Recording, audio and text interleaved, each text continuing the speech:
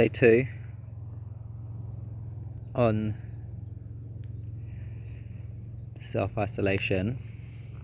I came out today to get some sun because I had a really hard time again. So for health wise, I felt like I needed to get some sun on my skin and some fresh air. I've actually come to my sister's plot of land. It's like in the middle of nowhere, so there's no electronics apart from my phone. I bought a few books.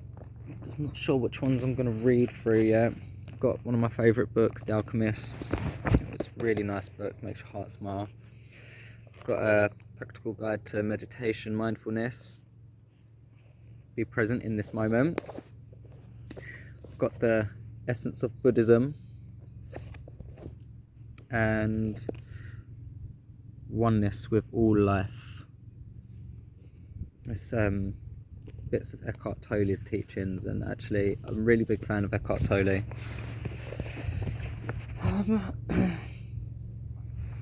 Yeah, I mean, I again had like a really major meltdown yesterday. Oh, it was awful. And you know, I'm just really lucky that I've got an amazing support network, and actually that I connected with somebody else that, funny enough, I always knew was very special when I met her. She's very much like myself in the sense that, you know, she's very bubbly. Ordinarily who I am when I've not been dealing with the mental health issues. And she always inspired me. And funny, like, you know, I messaged her a few weeks back because I noticed that she had been using Arbonne products like myself, and she was, you know, speaking to people about them, and I really loved that about her because, you know, she just holds a lot of the same core fundamental values at heart as me.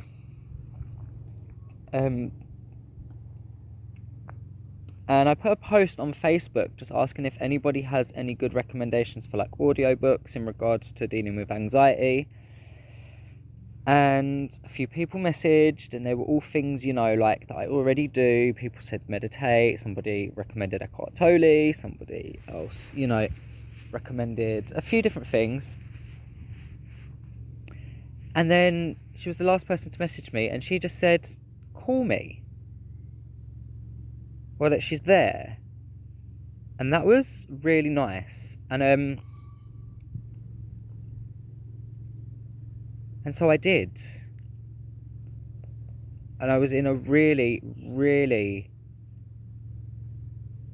torn emotional state when I called her, and she knew what to say to me. It's like she knows me. It was amazing. And actually she gave me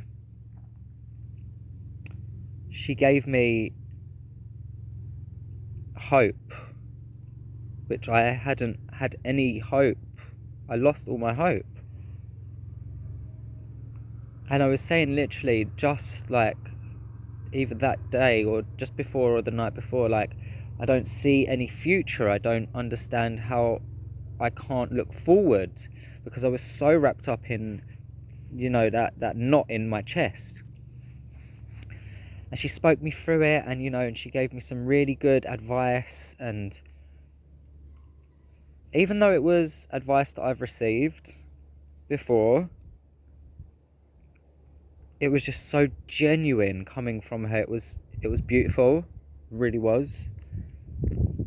I really hope I get the chance to, you know, work closely with her in the future, because I don't know, I just feel like she gets it. She understands me. She's such a beautiful soul, and I'm really, really happy. I'm really glad that I followed my spirit, and I did reach out to her, because ordinarily I wouldn't go to people I don't know especially with like my own torment or troubles. But I did. And I'm glad. So yeah, I've got some hope. Today I woke up this morning and I actually got quite a good night's sleep last night. So last night I took a bath and I meditated, and I don't usually take baths, I like a shower. But I didn't. I took a bath with some essential oils and I had some meditation in the bath. I was probably in there for about 45 minutes. I got out and I had some of my calming tablets, and and I just slowly unwind in bed and I fell asleep. I woke up, I probably fell asleep at about 10:30. Woke up at 2 to use the bathroom. Replied to a few messages I saw on my phone. Oh, I hope I wasn't bit whilst I was meditating. Yeah, I replied to a few messages, put myself back to sleep. I had an awful nightmare, and it was just as I was waking up, funny enough. It wasn't... I know it was just as I was waking up because I think I'd woken up at about 6:30 and it hadn't happened then, and then I went back to sleep, and then at about 7:30 I woke up because of the nightmare. And yeah, the nightmare was actually about the situation with the coronavirus. And so I woke up and I was a bit tense. In fact, I was really tense, but physically my body had been tense because in my dream I was screaming really loud. Like, it was very bizarre.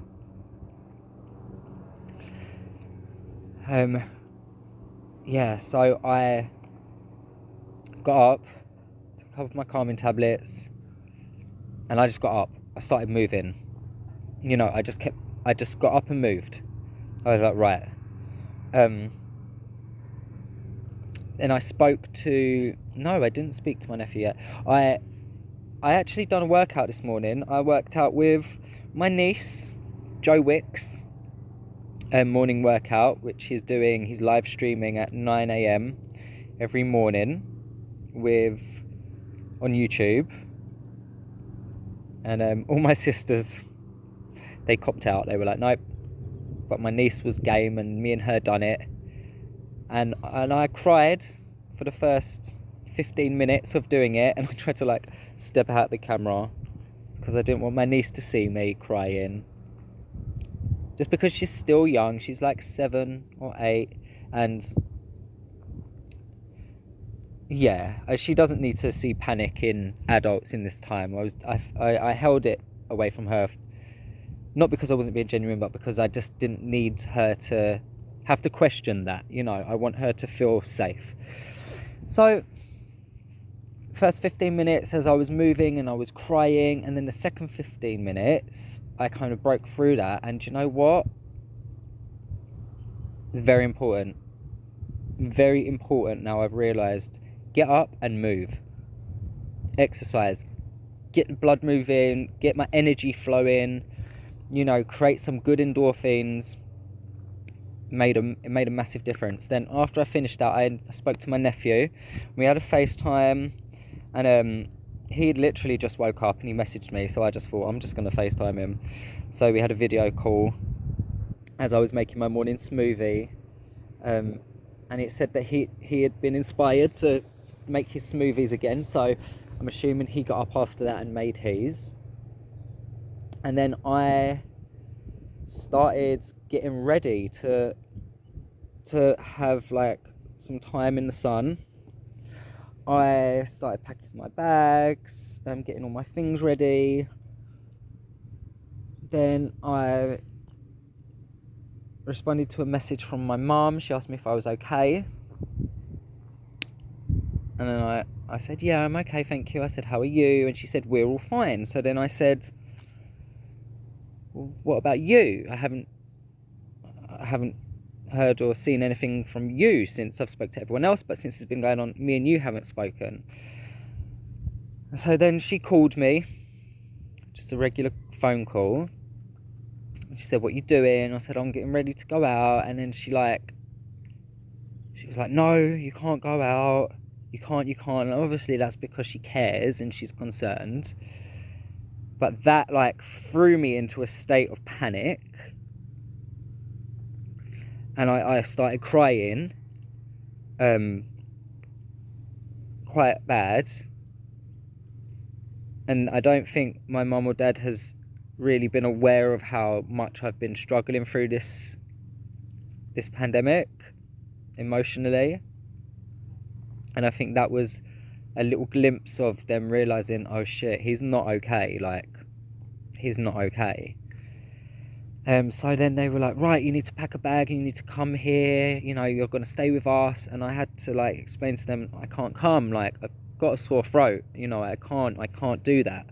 They were like, it's fine, like, you know, it's just a sore throat. And I said, no, like it's not. And then my dad said, yes you are, you have to come here, and if you don't come here, I'm going to come to you and I'm going to take you here.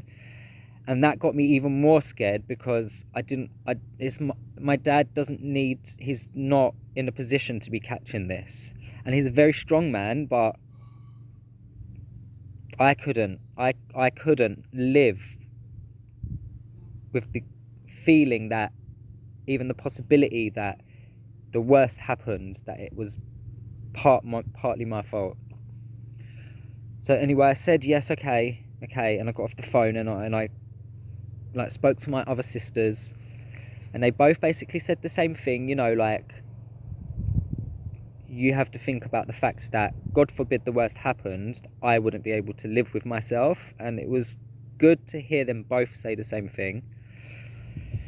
So I called my dad back and I said, look, you know, I'm going to give it another 4 or 5 days. Once this throat's gone down, then, like, you know, then I'll come. So I continued, you know, I had a FaceTime kind of video call with both my mum and my dad then for like 20 minutes. And it was nice. And we just had normal conversation, which was good. It was calming. Oh, bananas seem to be helping. I'm eating like a banana for breakfast. And then I have banana in my smoothie. And then I'm having like a banana at lunch. And that seems to be like balancing my mood quite a bit, along with my meditation. Obviously I woke up and I meditated as well. And then I jumped in my car and I drove down to my sister's land. And I've been here for about an hour, and I've done my meditation. I listened to a little bit of music, and I've just kind of soaked up some sun. And actually just driving here was like, it was focus on something other than what's been going on inside of me, and that seemed to be helpful.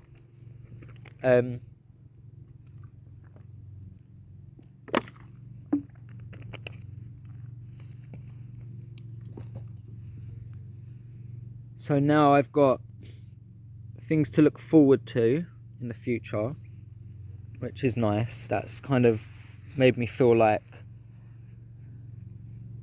there is a future. My flatmate also told me when I was leaving the house that now he's got a cold. Great. I'm not going to let that panic me too much. It's probably just a cold. It's cold and flu season anyway, so most people get colds at this time of year. I panic because I don't particularly get ill. I do tend to get a sore throat. So I realised today as I was meditating right here, my stress and tension pents up from all around here up to here. This is where I carry my stress, my anxieties, my worries. It all builds up here. It's really bizarre. So it comes out like I have really, this whole side here is like so stiff that it's, where it's tense, it's pulling my neck together, and it causes me like, it's like a trapped nerve in my neck. So painful. A few months ago it literally like put me out of the game. I had to lay in bed for a week with like this constant pulse going through, and it was like pulse, it was horrific. And I realized as I was meditating that that's where my stress is carried in my body. So I'm gonna make it a priority of mine for my health to tend to that when all this is over as well. And see maybe an osteopath or something again.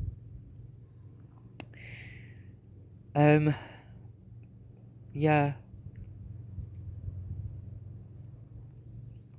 Also, in regards to the land, my sister and my brother-in-law said, I can come and I can stay here on my tent.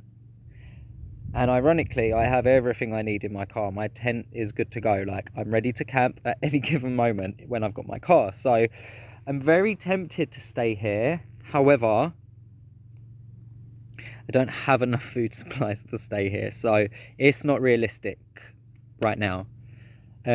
If I had thought about this a few days ago when the sun was, due to be here for a week, I would have been very inclined to come here. However, a few days ago, I was not in any fit state to be on my own, actually. So I wouldn't. It would have been a nice idea, but I wouldn't have been able to do it because it would have been a little bit dangerous for me. So yeah, I'm just here. I'm going to read a little bit, stay in the sun for like a little bit longer, and then head home. And yeah, just continue to try and balance my energy and make sure that I'm making my mental health a priority, and continue to reach out. I've realized that I really want to help people, but I can't help anyone unless I am well. Because if the slightest inconvenience throws me right off track, I've got to be solid, I've got to be strong. So I have to look after me, and then I can look after you. Everyone.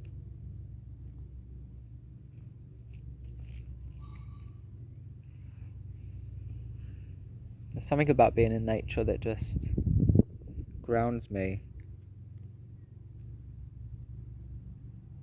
I could live here. I could stay here. I wish I could. This summer is going to be lovely. Oh my goodness, this summer I can tell now already I'm going to spend a lot of time here. I really am. It's amazing. Oh, I can't believe my sister's got this place. It's so good. But I'm going to go home and disinfect the house and try not to worry about my flatmate having a cold. Just a cold. Hopefully. That's what I'm going to tell myself. And that is what I'm going to sell myself. But all in all, my anxiety is like a lot lower today. Now that I've got hope for the future. Hope is so important. Hope and belief in yourself is so important. And when them things diminish, it's dangerous, very dangerous. We need to build each other and remember that we're so important. And love is important. When all this is over, there just has to be the strongest connection of love. There has to be. There has to be. There can't be anything other, surely.